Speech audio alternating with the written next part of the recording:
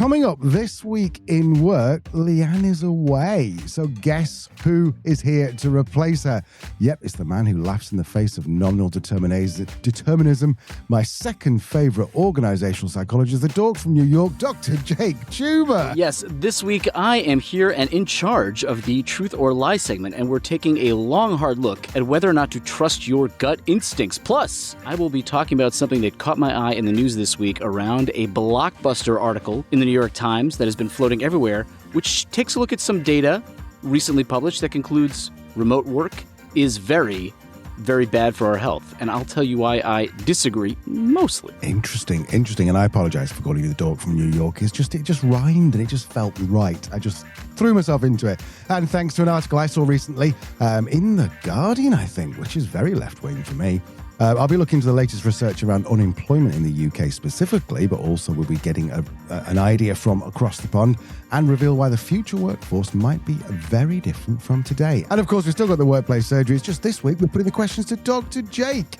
So this is Truth, Lies and Work, the award-winning podcast where behavioural science meets workplace culture. Yes, Leanne normally says this bit. Let's see if I can get it right. Brought to you by the HubSpot Podcast Network, the audio destination for business professionals. My name is Al. I'm a business owner, and I'm here to ask the questions you might be afraid to. And I'm Leanne. I'm a chartered occupational psychologist, and I'm here to give you all the answers you could ever want. Very good British accent. Very good. What if I just talk like that the entire episode? What, you thought there's so many people joining us right now going, oh shit, I'm already Miss Leanne. And you know what? I just wanted to make them fully aware. Now, Leanne is still here. She's just talking a bit in the background. She's going to be chiming in from overseas. Please, if I'm not back next week, call Interpol and somebody look in Al's freezer. I'm loving that she's kind of got a little bit Oliver Twist in there. Please, get it more. It's much better than my Cockney accent, Roy. I'm going to get into it a little bit. Yeah, that was a bit much. So thanks for that, Leanne. Appreciate it. Okay, we're going to smooth over that and go to a commercial. Now, don't say the commercial. Gosh, you're influencing me. We're going to go to a very quick break. We're going to hear from a lovely sponsor. It's a hydration break. Hydration break. Exactly what it is. We'll see in a second. Welcome back. Dr. Jake, what have you been up to? It is World Cup time, Al. It's that time every 4 years that's not the Summer Olympics or the Winter Olympics that we all love and gather around the telly and watch the inevitable decline of England right as hopes get up. And no, it's great. You know what? Listen, this is, no joke, as someone who's been following the World Cup for over 20 years plus, this is the best I've seen American side. Many have said it and many are correct. And, listen, it's the 250th anniversary of the signing of the Declaration of Independence here this year in the United States, when we swore off our mother country across the pond. And I will say this, in America, we love to take a shot at the British. We love to focus on our independence. But I think I saw a version of this somewhere in a tweet that just made me crack up, which is like, there's nothing more English than winning 2 mediocre games in the World Cup and thinking you've actually got a chance to win it all, So us Americans, we're loving it right now. We'll see. We won the group. This is exciting. It's great. I do love the World Cup. My feeds are full of foreigners traveling to strange cities around the U.S. and remarking over the portion sizes and the actual good fun and generosity of Americans and the patriotism and just the variety of different options available at rest stops or petrol stations, as you might call them. So it's been an enjoyable time to be here in the States while this is going on in the U.S. and Canada and Mexico. Well, I tell you what, you seem to have embraced the Scottish fans particularly. There seems to be some kindred spirit there. One thing that Leanne actually asked me to bring up was the chants, the football chants. This is something which I don't think has really translated. Like, you've gone, all right, we shout things at football, cool. So it seems the Americans go, we support America. It's all very good. Whereas the UK, we don't muck about with this. I heard an England chant, and I'm going to slightly change it because there's one word I cannot use. And it's something like... Victory. Sorry. It wasn't victory. It was something like... He's got piles. He's in the Epstein files. Donald Trump, Donald Trump. And it's like, there must be entire like WhatsApp groups of people actually creating these. Anyway, so defend your chance, please. Oh, I can't do it. That was something that first struck me when I first started visiting England 20 odd years ago and going to Prem games, was just the sophistication of the fans singing and chanting. I even bought a book at some point that chronicled all of these impressive chants from around the Premier League years ago. And in the US, it's a lot of like USA, USA. It's just a kind of very brute force that we're not really collectively organized in that way around this. And so, no, I there's no defense of that. It's certainly England and other European nations in general do a phenomenal job cheering in a way that we don't. I'd love to know, actually, you said other European nations. I'd love to know whether I'd imagine the German chants would be very organized and structured. They'd scan perfectly. Everyone would know the words. I imagine the Spanish, half of them would come in late because they're just not even in the stadium yet. Yeah. Let's just see how racist I can be. I was going to say, how many of your listeners do you want to alienate before we even get into the show? We'll take a few patches. Italy didn't even make the tournament, too busy just eating food and enjoying the Tuscan sun or whatever, right? You know what I was thinking about today? I was watching the Argentina-Austria game, Al, and I realized that I know plenty of people who will cheer for other countries. So here in the U.S., they'll cheer for England. I like this player on France and Brazilian style of football and all this good. I've never met anyone from anywhere other than Austria that cheers for Austria. Like, they have no fans outside of Austria. And it's not a slight at them. It's just a very insular, like, who's an Austria fan that's not from Austria? I can't think of anyone. To be fair, in the Eurovision Song Contest, I think they were out of all of the German-speaking countries, which I believe actually are only two, Germany and Austria, but Austria sung in German, whereas all the other countries, even Moldova, were singing in slightly German, slightly Italian, mostly English.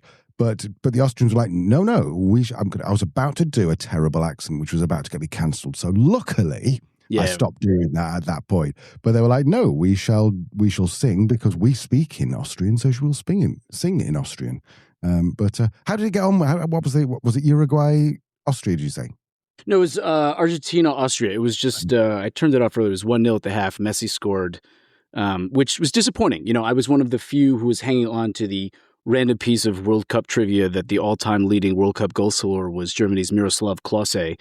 And that was like a nice bit of trivia. But now that the answer is Messi, I feel like anybody who just wants to take a shot in the dark at that trivia question is going to say Messi, and they're going to be right. So, he spoiled it for again. You never cease to amaze me with the things you frickin' know.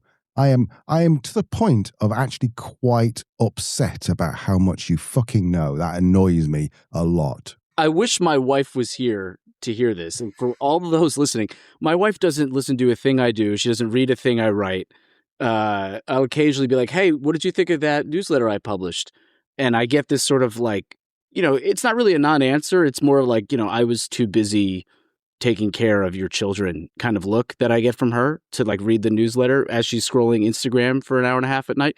So I wish that she was here to hear that, because that's, I think that's as close to a compliment as I'll ever get from you, Al. Yes, it is. So Jess, if you're listening, send me an email. You'll get the email off Dr. Jake. Anyway, we should get on back to the program. So this is time for Leanne's favorite time of the week, sad noises, because Leanne's not here. Oh, what are you talking about, Al? I'm here, right here. I'm listening this whole time. I've just been waiting to chime in, but you two buggards are talking so much that I couldn't get a word in edgewise once again. Brits will be like, how many different regional accents did you get in that sentence? You went Brummie at one point, which was Birmingham. Yeah, no, it's not talent, too. It's just meshing them all together. It's sort of an interesting combination of like Brighton and Newcastle all at once. You didn't think that was possible, but it is. Right, stop knowing so much about my country. Cue that jingle. Dr. Jake, what have you been reading this week? Oh, an amazingly interesting story has hit the press here in the U.S. Big story in the New York Times about remote work and the downsides to it, based on an article that was published just recently in Science. And the big conclusion is that remote work is disastrous for our health. And I'm not really overstating that all that much. I mean, I am being a bit dramatic, but it was very intense just how much this article and the related publication came down saying that remote work makes us sadder, more depressed, more isolated, lonely, and we need to really think more about the value of bringing people together in the office. Now, I found this a bit interesting, Alan. I'm curious to get your gut reaction to it before I give you any further thought. Somebody comes to you and says, a lot of people want to work remotely, but the data say it's really not good for your health. What's your reaction to that first gut statement there? It's kind of difficult because I'm massively skewed towards remote work because Leanne and I have done remote work since 2013. So it's all we kind of know. That said, if you pushed me and said, what do you think might be damaging? I would probably say the social aspect, because I think that it's very lonely working remotely. Also, what's damaging is that you might get in the habit of not actually wearing any clothes from the belly button downwards, which I've been guilty of before. So what are they saying? What is it literally medically not good for you? Yeah, they looked at people who were working remotely. It was a 5-year time span from 2019 to 2024. And one of the caveats here is that they looked at jobs that could be done remotely compared to those that could not be done remotely, which is not the same as people working remotely, mind you. And I think that's a bit of a flaw in the study. But essentially, this finding is that, you're alone for most of the day, especially if you don't have a family. You're a bit more isolated. Rates of depression and isolation have gone up. And in general, it talks quite a bit, and rightly so, about how a great deal of human friendship comes from office relationships and people that you meet at work. It provides a good amount of social interaction. Even those who are more introverted, who don't want much social interaction, most people do still need some social interaction. I mean, there are the handful of hermits out there that will go, 10 plus years living in the wilderness, but that is rare. And so this has really been making the rounds. And what got me about this is I have actually taken some heat, Al, for being a little bit more pro return to office than I think most people of my, general educational background, sentiment, age range, etc. are. Not that I'm entirely for it. I, half jokingly but unsurprisingly, take very much an it depends stance towards the topic. I think it very much works for some organizations to be remote in certain jobs. I think a lot of other organizations are best off. So I don't think there's any one-size-fits-all answer. But I have been more pro return to office than I think most would expect. But I don't think that this article really can claim with the authority it does that remote work is inherently bad. And I'll tell you why. So the first is the study looked at workers and jobs that could be done remotely. That's not the same thing as everybody working remotely, just people that could. And importantly, there are more people working from home now that could, about 3 times more as there were over that 5-year study, and they're getting lonelier. So that takeaway, which is a great one that the authors do share, is that remote work can slowly make you lonelier and have a cost to it that accrues over time. Like you decide you want to go working from home. A few years later, you're the frog in that proverbial pot of boiling water, and you wake up and you're a little more isolated, a little bit more lonely. So we probably underestimate sort of the downside, if you will, to remote work, and we probably underestimate the upside of forcing people to interact with other humans in the office. But a great post from Stanford professor, Dr. Nick Bloom, who studies remote work, he did really well to point out on LinkedIn in his post looking at the data that this might be confusing correlation and causation. So as he wisely pointed out, it's entirely possible that work from home causes the distress that they're seeing in the study, but it's also possible that the general distress people are experiencing in life causes them to seek out working from home. So one quote here that I wrote down for us, I really like this. People are facing stressful life circumstances, disabilities, child or elder care, long commutes, or difficult colleagues. They negotiate or change job for more work from home to cope with the stress. So that means if you're looking at the study zoomed out, it's like, yeah, they're reporting much more distress in their life and they're working from home. Those two are correlated, but it's not necessarily clear, in my view anyway, that it's because they're working from home. But listen, I'll say this. If you want to convince me that the average person who is sort of unmarried or without a significant other or children suddenly takes a job that could be done remotely and finds themselves working from home and isolated for much of the day and over that time that really has a negative impact on their mental or even physical health, yeah, I would absolutely buy that. And I think returning to office for people in those conditions might perhaps be underrated. So I do think there's something there. Yeah, and from a personal point of view, like there's a Venn diagram with multiple circles in it for Leanne and I, because we are childless. We have our own business. We don't speak the local language. We work from home. We don't really have many friends here. So all of those things put together means that we're probably quite unique. Yeah, you're really contributing to the local economy, aren't you? Oh, we are in terms of alcohol sales. Yeah, that's fair. That's good. I honestly think that we've contributed, that we're about 1 to 2% of all Guinness sales in the whole of Bosnia and Herzegovina. because let's suddenly bingo, our local supermarket, like the equivalent of whatever it is in the, I don't know why I said equivalent, because I don't know any supermarkets over your way. We have a lot of supermarkets. This is a huge country. We got a lot of people. There's a big country here. We got a lot of stores, the best stores. There's a lot of stuff here. Well, I've just lost 50 quid because I said it would be minute 30 before you trot one of those out. I took the under. It was on Calci, by the way. I took the under on Polymarket there. Well, talking of regional things, by the way, all the links are going to be in the show notes to all the clever things that Dr. Jake said. I want to talk a little bit about, now it's going to sound very UK-centric, but if you're not from the UK, then hold on, because I will try and be inclusive because I've got Leanne's voice in my head. I'm right here, Alan.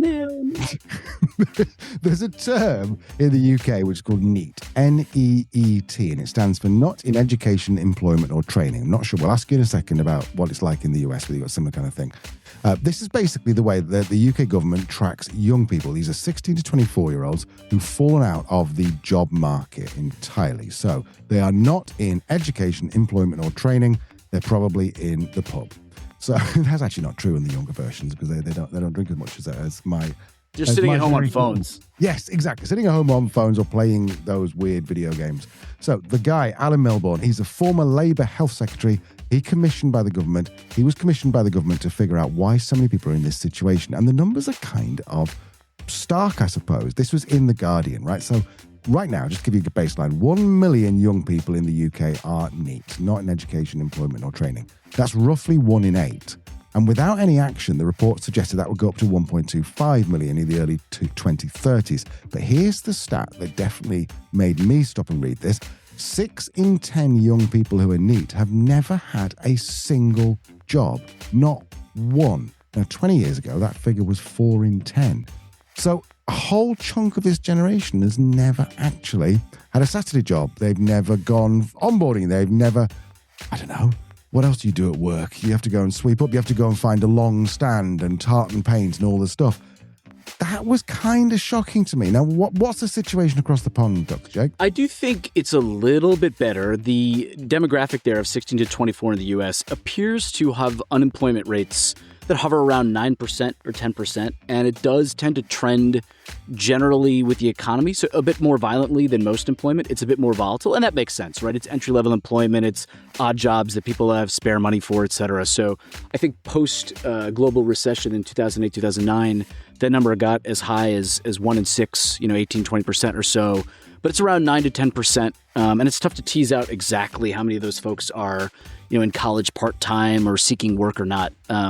But in general, it doesn't sound like it's quite as bad at the population level as it is there in the UK. I'd be interested to hear how this next bit translates, because the other report found that for every £25 the UK government spends on benefits, and I'm not being condescending, but just in case anyone's listening who doesn't know, the UK's got a very, very generous benefit system which will pay you a reasonable amount of money each month, each week, even if you don't work. So for every £25 they spend on that for the people who aren't working, it just spends £1 to get people back into work. And I think that is an issue. And it's also political because I know that Labour tends to skew towards helping those people on benefits. Conservative tends to do the other way. But I'm trying so hard not to be a grumpy old, as you call it across there, Republican conservative man. I'm going, you guys should just go to work and do a decent day's work. But do you have benefits over here? Is that a similar kind of thing? We do have unemployment benefits for folks who are not working. They're required. There's different requirements. And again, they don't necessarily relate to things like healthcare as well, because we don't have healthcare. So if you're quite poor or quite old, you can qualify for what's called Medicaid or Medicare, which is sort of like the equivalent of government-funded health plan. But in general, there are unemployment benefits. They are available. We don't do a great job with any social safety net kind of thing here in the U.S. We're just kind of like, get a job. Go out. I don't know. What's so hard? Get a job. Doesn't your uncle own a emerald mine somewhere? Just go get a job. And so we push people in that direction. My guess is, I should have looked this up, Al. My guess is we probably have a slightly better ratio of 25-1 in terms of dollars spent in general on unemployment benefits versus funds that go into, creating job opportunities, only because we probably spend so little on unemployment, right? I do think that, relatively speaking, we'd have a better ratio. That's not to say that we do a better job. When we were stuck in Lithuania in COVID times, we were told that in Lithuania, they've got a really quite interesting way of dealing with unemployment. You get full pay for about 6 weeks, then you get half pay for about 6 weeks, then you get nothing.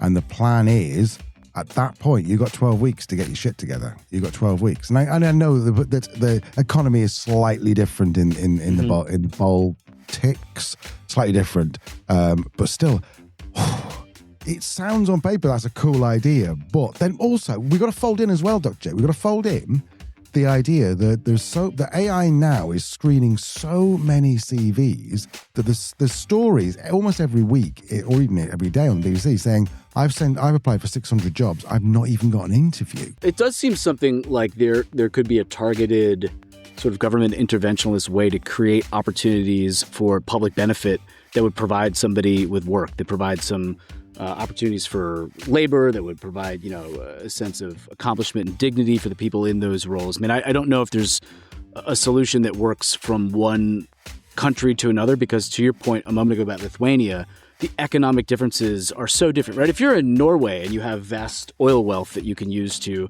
kind of provide the population with a series of resources, it's very different for other places as well. So I do think there's probably a good amount of differentiation that's needed, but I think the solve for this is actually pretty straightforward, Al. One word, it just comes down to one idea. Prison. Okay, hear me out. If you don't have a job for 6 weeks, you go to jail, all right? That's going to mean, where there's going to be a lot of job openings, prison. You're going to need a lot more prison guards. And so you either have these young kids in prison or guarding the prison. Either way, they spend time together, opportunity for entrepreneurship and innovation. They're in the same space. They're interacting in person. There's no phones because you can't be on your phone while you're working at the prison. Certainly you're not even supposed to have a phone while you're in the prison. Gets them out face-to-face to get a little outdoors time, 1 hour a day. Easy fix, Listen, that's the American solution for youth unemployment is prison. And I think we should be exporting this. Do you know what? All joking aside, we had a guy called Dr. Ryan Sherman, he's part of Hogan. He's part of the... Yeah, sure. I know Ryan, sure. Right, cool. Of course you do. You know everyone. But we had Ryan on the show very, very early doors, and he was saying that in terms of people in prison and entrepreneurs, there's just 1 degree tick further to be in prison and a criminal as you are an entrepreneur. So you're right. There should be some kind of entrepreneurial program in prison. They have better health benefits than us entrepreneurs do. I'll give you that. It's very true. Very true. Yeah, Ryan, his episode was great. I do know Ryan, not exceptionally well. We worked together on a bit of a project, him and the folks at Hogan. Helped us out with a study. We put a series of elite athletes through the Hogan to look at a couple of personality dimensions. And I actually shared the copy of my friend's book where the results of the study were written up for folks interested. So shout out to Ryan for helping us out with that. Good guy. Yeah, really, really nice guy. Will you send me a link to that book and I'll put it in the show notes? Will do. Okay, right. We've rambled on enough. We should probably take a very short break. After the break, we've got our Truth or Lie segment, which is you've done 3 of these and they've been excellent. So I'm really looking forward to this. Also, lower the bar, please. Lower the bar, please. Well, I was going to say, hope you may crash and die, in which case I will definitely take the piss out of you. See you in a second. Welcome back. Dr. Jake is here for the Truth or Lie. It is that time of the week where we take a popular workplace idea and ask if the research actually backs it up. This week's topic, Dr. Jake. Well, in fact, Dr. Jake, tell us what this week's topic is. Yes. This week's topic is one of my favorites. Is gut instinct and trusting your intuition better than looking at the data for making decisions? So, Al, I'm going to give you the answer, and then I'm going to give you a bit of a twist at the end. Ooh. So the answer is that when it comes to making decisions, the answer is, generally speaking, data and analytical thinking usually outperform gut instinct on important decisions. And there's a lot of good evidence for this. So I went and looked at some of the data Some of the strongest evidence, a seminal research study back in 1954, and several other impressive studies decades later, some of the same researchers there, Dawes et al. In 1989 again, really found that when they put people in situations and tested them against decision-making capabilities, taking a much more analytical, statistical analysis of the situation generally performs trusting your gut. And this was really looked at heavily about 20, 25 years ago in two major meta-analyses. So Grove et al. In 2000, and I'm going to mispronounce this gentleman's name or this gentlewoman's name terribly, Agistotir, I don't know. I tried so hard. I almost looked it up. I thought it'd be funny if I mispronounced it. That was in 2006. Really looking at over half a century of research and really found the same. That generally speaking, when you have to make tough decisions, you're much better off at trying to analytically understand the data available rather than trusting your gut. And it's because, as you might expect, your gut instinct is prone to biases. It's prone to sort of random guesswork and seeing, patterns where they really aren't there. It's prone to overconfidence, et cetera. So everything that we all know about cognitive biases and decision making, that really gets into this notion of our intuition and why it's not good. However, there are circumstances when we ought to defer to our gut instinct. And that's particularly true when someone is a real expert on the topic at hand. So when you really have expertise on a topic, you are more likely to get a good answer than if it's a topic you know nothing about. And in particular, as some research in 2009 and then later in 2010 found, that expertise is best when the environment that someone is in is very regular and predictable, and the decision maker is getting quick and high quality feedback. So if you're a real expert on a subject area and you're encountering a situation that's very much like the past and you have real data, you probably want to trust your gut. In these cases, what your gut instinct is, it's really reflecting what I would call tacit, unarticulated knowledge rather than just a cognitive bias guesswork. So I'll give you an example of this. I'll give you a current real-world example. Let's imagine, and I know our listeners will not have any trouble imagining this, that Al, you are the goalkeeper for the British national soccer team here at the World Cup. You are down to the World Cup final. It's a penalty shootout situation. And you have, thanks to your coaching staff and their analytics department, all sorts of analysis about which way the player in front of you is likely to kick the ball. You have done this thousands of times. You know that, pick your favorite, Mbappe, Messi, whomever is likely to go bottom right or top left, depending on, how they played that day and how many shots have been taken so far. And you have all the data, and you could look over to the sidelines and your coaches could sort of, flash you a subtle hand signal that would indicate what the data say, so you don't need to memorize it. But if you're a goalkeeper and you've done this for a living and you've been in a lot of penalty shootouts and you just are processing all sorts of information about what's just happened a few moments ago and how's this person performed over the course of the day and what's been going on recently, there's a good case to be made that this is the kind of situation where if your gut instinct is telling you wait half a beat and then move left as opposed to dive right early because that's what the data say, I'm, as a coach, going to trust your gut instinct. Now, if it's me in goal, you got to go with the data, right? You got to go with what the numbers say. I just stand to the right and, hope I get hit in the head or something like that. But when you are really an expert facing a situation that's not all that dissimilar than before, you may want to trust your gut in those cases. Interesting. Now, as you were saying that, I was just thinking about Malcolm Gladwell, and he's got an example in one of his books, can't remember which one it is, where there was, I think it was a painting or a sculpture where all of the data... Oh, they knew it was fake. Is that the one? Yeah. Yes. Everyone believed it was real or something because all the data said it was real. And then a guy walked in and said, that's fake. And it turned out to be fake. My guess is this is in Blink, just because that is his book that talks about cognitive biases and whatnot. Yes. And there's some problems with that book, although I really do like Malcolm's work, and generally he's a brilliant writer. But yes, there are certainly examples of somebody with real expertise coming across a situation and something they can't quite articulate leads them in a direction that's different than all the publicly available data might say. There's something buried in there. And this, to me, is the twist that I think is perhaps most interesting about this question of gut instinct versus data. The twist is that these are not binary. They're often presented as one or the other. But intuition can really be understood as the brain unconsciously integrating past experiences, learned patterns, all sorts of subtle cues. You can imagine something about the movement on the sculpture that this individual is looking at in the example that you're referencing, etc., that they can't quite put their finger on, but there is essentially a reservoir of muddy data, and their intuition is listening to that as well as other things in the world around them, and it's coming to a conclusion. Analytical reasoning is examining some of that same information, just more explicitly and systematically. So rather than operating as two competing systems, the two often work together in a lot of ways. Now, historically, they used to think that, rational analysis and intuition were kind of very different, system 1 and 2. The latest neuroscience, and this could get really heavy really quick, so I'll keep it at a practical level for us. We're using some of the same mechanisms in our brain for that decision making. They're not completely binary different systems, but they often work together, right? So our intuition is going to generate impressions that we have, a hypothesis to test, patterns, and then we go and use analytical evidence and data and analysis to evaluate and refine them, right? So this is an interesting finding that the real debate isn't gut versus data. Your gut is made up of data. It's years of experiences, of observations and patterns that your brain has learned without making them fully conscious. And then a more rigorous systematic analysis would allow us to inspect those signals more deliberately.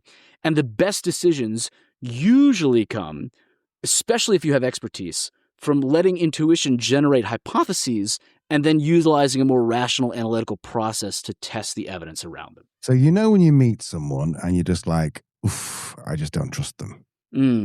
Now, at that point, how do I differentiate between that is gut instinct and I'm going to try and back it up with data over the next few days versus it's just outright I'm being massively biased? Well, I'm the wrong person to ask, Al, because that was the reaction I had, but this is my 4th time here. So clearly I haven't been able to make that jump. No, you're getting into something that's very real, right? Which is to what extent, if you're allowing yourself to be informed by initial impression, and we know how strong first impression bias is, it's quite strong. It's very hard to disconfirm initial impressions because in many respects, we then seek out information that's confirmatory. That's confirmation bias. I meet somebody, something about them that just doesn't feel right. I don't usually go through a much more robust process to try to look for disconfirming evidence the way a scientist ought to try to disconfirm an initial hypothesis. I'm much more likely to see the signals that my intuition's right, that I shouldn't really trust this person. I do think that to some extent it really depends. Like, have you come across people before that have sent similar signals to this person, or is there something very odd and atypical about them that makes you not trust them, but you can't really pinpoint exactly what that is? So the more similar this is, oh yes, so-and-so's brought home boyfriends like this before and they always do X, Y, Z and this is how it turns out. Yeah, if it's a real pattern that you're seeing, sure. But if that person is just very different and you can't relate it to anything else, that's fair. And also, to what extent are you an expert in judging people? But I think this is really complicated. Practically, I've historically tried to make a point of not listening to my intuition about really large decisions. And then in the past few years, there are just a few areas of my life where I've come to find that I do think I ought to trust my gut a little bit more. Like, I do feel like I've finally honed through enough experiences, enough examined experiences, honed some decision-making about whether or not to work with this client or to what to do in this particular situation, where I do actually tend to trust my gut, but I'm very clear about not trusting it carte blanche, really not giving it the opportunity to kind of move the mouse around the whole screen. Really just in this particular task, I'm going to trust my gut. But it takes time. It takes practice, and you've got to be willing to constantly update your priors and refine your thinking. And I suppose because we're all wired for survival, then our gut instinct is probably going to skew much more towards if there's any kind of possible risk, let's avoid it. Or have we evolved past that? I don't know. I would say we've evolved past that or with it. I do think that certainly our survival instinct is pretty primed, right? We need to survive before we can thrive. And so, yes, if there's something risky, it's going to be hard to pay attention to that. But you can also, listen, it really does differ. There are some people who we know of that are too trusting, right? That find themselves ingratiated to people too quickly. So I don't think it's completely universal, but I would agree. We're probably more likely to have a negative instinct about somebody than a purely positive one, insofar as you're going to have that, hair on the back of your neck reaction to somebody. I do think that that's, ingrained in our DNA and for good evolutionary reasons for the most part. So our summary seems to be that it's if you are particularly skilled at something, if you are the England goalie, then it's okay to rely more on your gut instinct. But you should probably remind me again. What are we learning from this, Dr. Jake? I'm confused. If you have real expertise, it's safer to trust your gut, especially if the situation you're encountering is similar to situations that you've encountered in the past. But ideally, you're still supplementing that gut instinct with good data, and you're not confusing having expertise in one area for being just a generally smart and wise person, and therefore able to use your intuition across the board. So in general, try to defer to good data unless you really have a lot of expertise in an area, in which case your gut is a better indicator, and you should still look for disconfirming evidence to make sure you're not trapping yourself. Right, so we're on to our world-famous weekly workplace surgery, where I put your questions not to Leanne, but to Dr. Jake Tuber. My favorite American, I think I'm going to say that. Well, today's, for today. What about me, Al? You don't forget about your favorite American. What did I do? Right. Oh, no. Right. So we're going to go into our 3 questions. First question is about a star player who's turned into the biggest headache. So this person writes, I run a small company, and for 2 years, one of my guys was genuinely brilliant. Then something shifted. There were missed deadlines. She pushed back on everything, and last week she told me that my feedback wasn't worth listening to. Wow. When I raised it, she said she's been carrying the team for years and I should be grateful. Part of me wonders if she's right, okay? But her attitude is starting to affect everyone else. Do I owe her patience, or have I already been... Do you know what, Dr. J, there's a lot to unpack here. Mm-hmm. What's your gut instinct on this? Oh, well, my gut instinct honed by years of expertise on the subject, Al, so I'm very qualified to weigh in on this particular case. When she says, do I owe her more patience, if the question is, do I sack them right now, to use a British term, the answer is probably no. You owe them another conversation or two. And I think it's really about being forward-looking in that case, which is to say, you may be right that you've been carrying the team. How do you think you're carrying them now? How do you think that our interaction right now is helping the team going forward? That's a bit confrontational. I might not put it exactly that way, but I would really look and say, you may be absolutely right in the past, but right now, missing deadlines, pushing back on everything is jeopardizing all of the hard work she's put in to get the team here.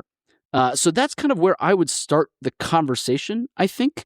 But it does sound, annoyingly insubordinate and seriously worth dealing with. I don't think it's just either you fire her or you'd agree to let things go status quo. I think a conversation is warranted. What about you, Al? Where are your thoughts here? I'm thinking of the US office, which actually was better than the UK one, and Stanley, where he exploded one day and said, "Did I stutter?"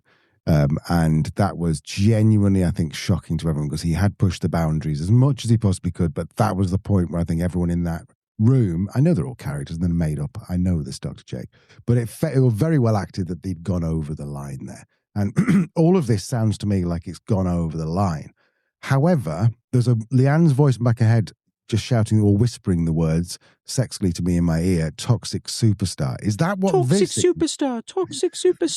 It's not as sexy as when she does it. It really isn't. It's not. But is that the similar thing or have I got the wrong idea? It could be. There's a wonderful Harvard Business Review case study from years ago that I still occasionally use.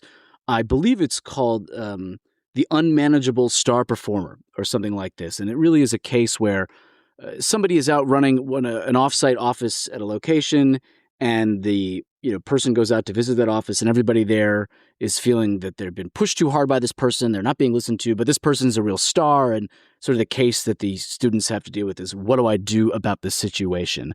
I do think there's a bit of toxic star performer syndrome here, potentially.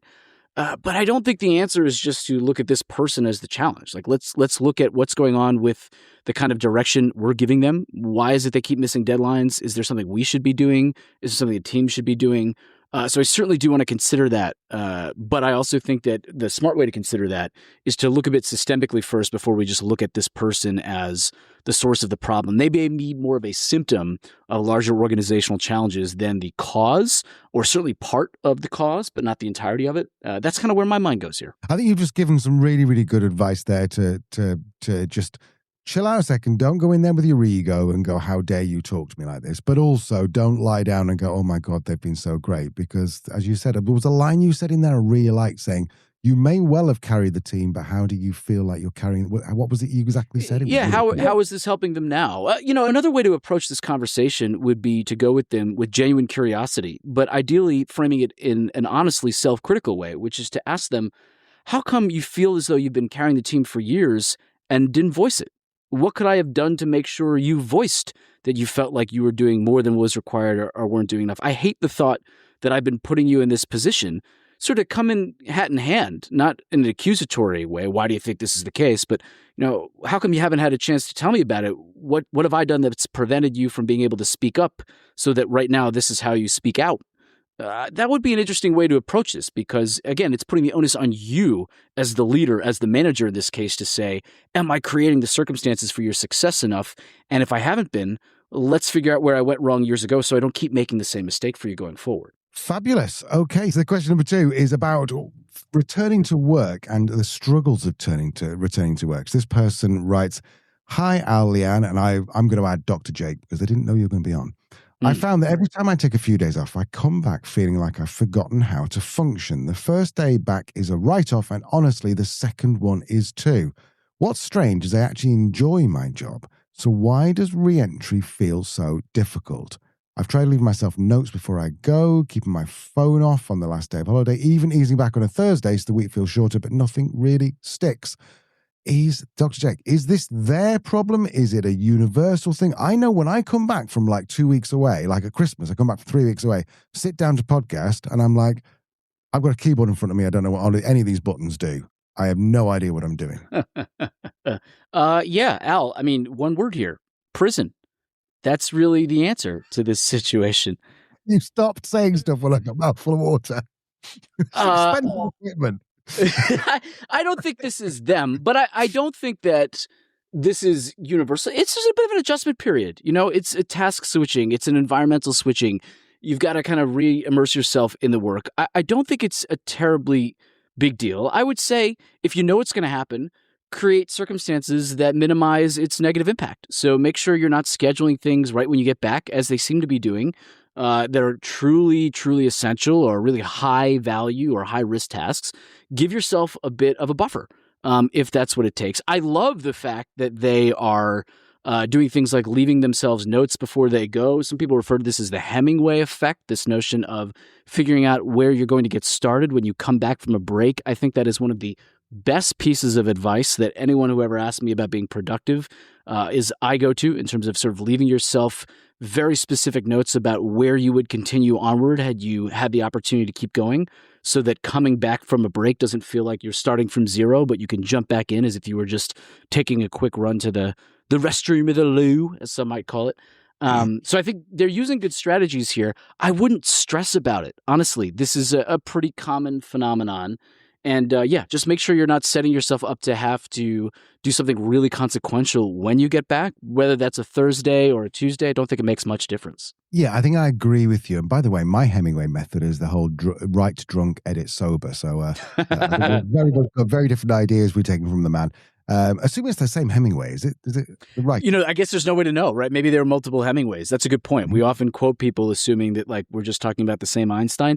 You could be talking about Jeff Einstein, right? Different guy, right? And he was Austrian, wasn't he? Einstein? Probably. He's the only Austrian soccer fan, actually. To be fair, it was very relative. Okay, look, I think I think you're right. I think the main message, like, there's lots of practical stuff you just said there, and the Hemingway method I'd never heard of. But I think the main thing, the message I'm getting from you is, don't be so hard on yourself. Just say, if this is always going to happen, then don't let it happen. But don't be surprised if it does, and don't go stressy when it does. Is that what we're saying? Yeah, and if it happens again, prison.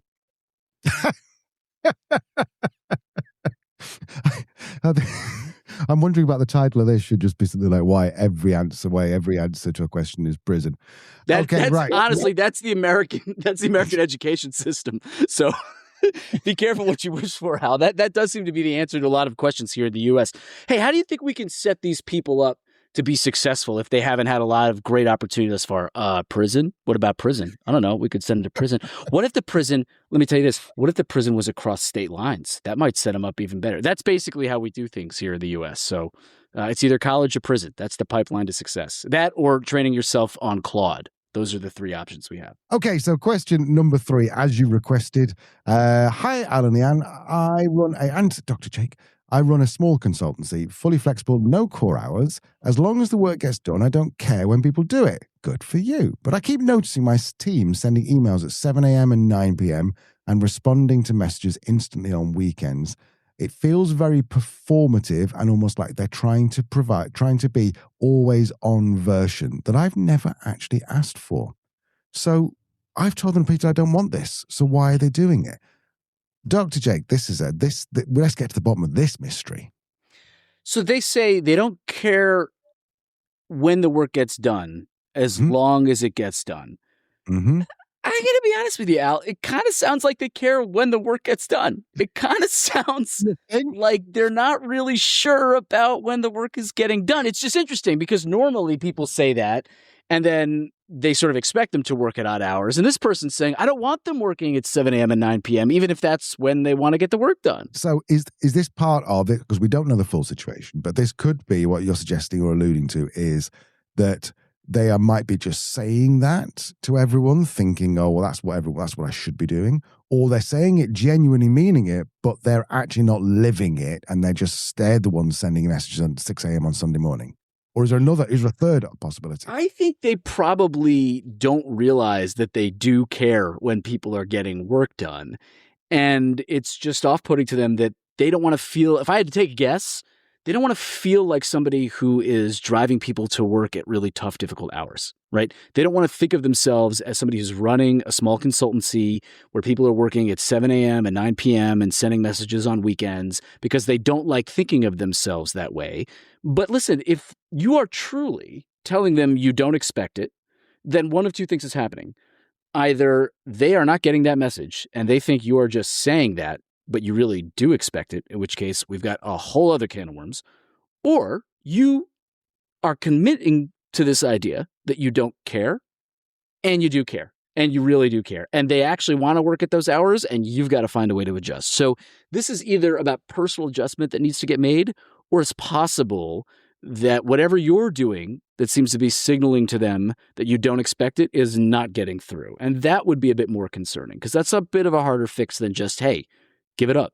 That's when they want to work. Let's look at this from the other side of the coin. And like this person says they're very worried about it, but maybe this is fine. Maybe everything's fine and you just crack on. I was kind of wondering that out. Like, is there really a problem here that needs to be solved for? I mean, if truly you're saying, guys, I don't expect it, and they believe you and they're working those hours, then this is an internal problem for this person. This person needs to get over the fact that this is when these people do, in fact, want to get their work done. And if everything's going fine, if they're engaged, if they're performing well, I don't see what the issue is.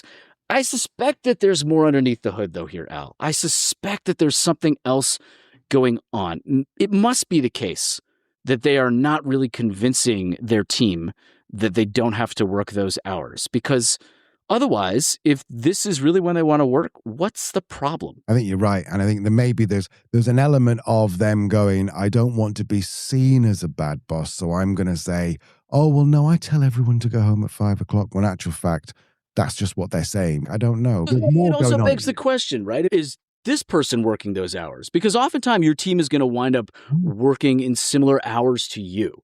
If you really don't want them working those hours, make sure you're delay sending your messages and making sure that you're not doing the performative thing of showing them how committed you are as well. There's a real incentive for them to kind of match your hours, be available when you're available, to at least show that they are as committed as they say they are. So I would say first and foremost, make sure that first thing I would do is make sure you're not working those hours, even if that is when you want to get the work done.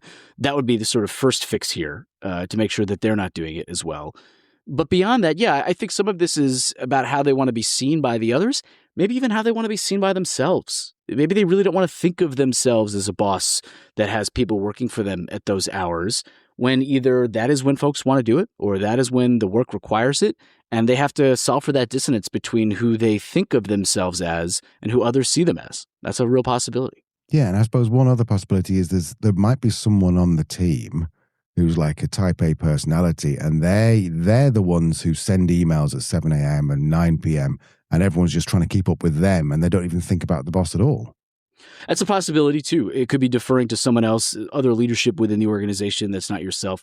And there are more drastic steps that you could take. I mean, we actually spoke about a version of this, I think, on a previous episode, Al, but, use policy here, right? Like turn the damn email off, turn the Slack off, make it not allowed if you really don't want people working those hours. Or demand that people use tools like delay send and other things so that they don't intrude on others' consciousness. Because I know, certainly, I'm the kind of person where if I get an email over the weekend, my mind is almost certainly going to respond right away. Like that's just how I'm wired. If somebody emails me, I'm going to respond as soon as I see it, provided I feel like I can get them a decent enough answer. I don't just wait and batch it all for later. And I think I can self-manage through it, but I also don't necessarily have a boss looking over my shoulder demanding it in a way that's a bit different. No matter how autonomous someone is, it's just a bit different for folks like you and me, Al, because we have a little bit more autonomy and say over that. That's something I love about running the small consultancy here, but it's also something that I have to be very mindful of is not the case for anyone else. As much as their boss might say, you don't have to do this, you don't have to do this, to the extent that they are really sticking to their word and walking the talk is very different in a lot of real cases, and not everyone has the flexibility to actually take them up on what they say is the case when it comes to work outside of normal hours. Yeah, absolutely. And there's always going to be some outliers. Again, Malcolm Gladwell, some outliers who just love work so much. Okay, I think we've reached the tipping point of your Gladwell references here. Very nice. Very nice. I can't think of any more books.